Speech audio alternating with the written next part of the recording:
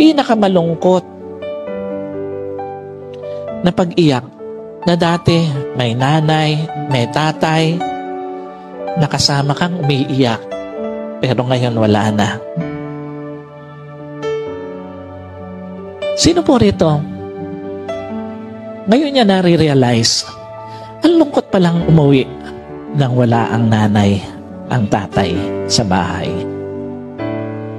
Sino po rito ngayon niya nare-realize na ang lungkot palang kumain na dati kasama mo yung nanay mo, kasalo mo yung tatay mo, pero ngayon wala na.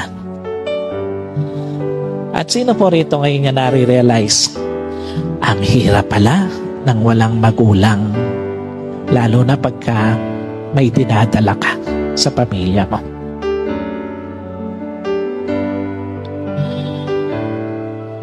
Sa lahat po ng mga anak, time will come. Uuwi ka, wala na magulang mo. Kakain ka, hindi mo na sila kasalo.